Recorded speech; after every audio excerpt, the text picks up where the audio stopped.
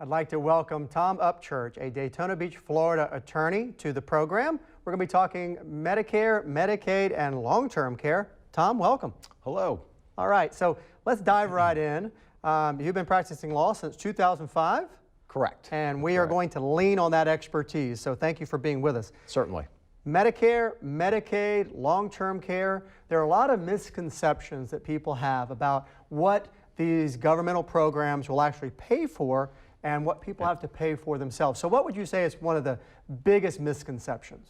Well, David, a lot of people move down from New York, for example, and Medicaid, for example, is very state-specific in terms of what is required to get qualified. So in the state of Florida, you have the homestead exemption, for example, and what that really means is that for a couple, there's no limit in terms of how much equity that those individuals can have in their homestead and still qualify for Medicaid.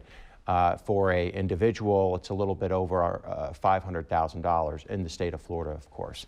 Now, there's a lot of misinformation because people move down from, let's say, New York, where in New York, you basically have to sell your house to get qualified, so and spend it down. So that's a good point. These rules about Medicaid especially, they vary by state. Absolutely. So if somebody's watching this in California, New York, wherever, they need to think, of course, about and consult with an attorney in their area about qualification. Without a doubt. Okay. Without a doubt. All right.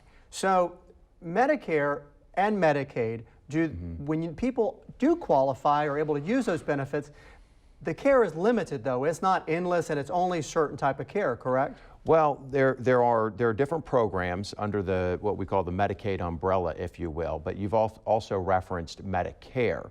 Medicare is not per se for long-term care. It is for rehabilitation. Okay. So a lot of people, you were talking about misconceptions, people will come in and they certainly have misconceptions in terms of what Medicare covers.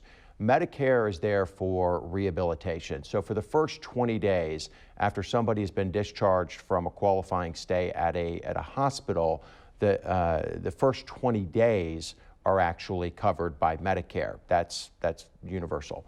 After or between day 21 and 100, if they're still continuing to improve, Medicare will cover will cover 80%, I should say. Okay. And the other 20% needs to either be made up by a supplemental insurance or private pay or long-term care insurance. Okay, so it's got to be recuperative in nature. That's the key word for Medicare. That is correct. You've got to be improving. That's correct, yes. Okay. You have to, and they have become much stricter in the last decade in terms of people continuing to improve. They have systems in place, and if that individual begins to plateau, they will get a notice of discharge in the near future from the rehabilitation center.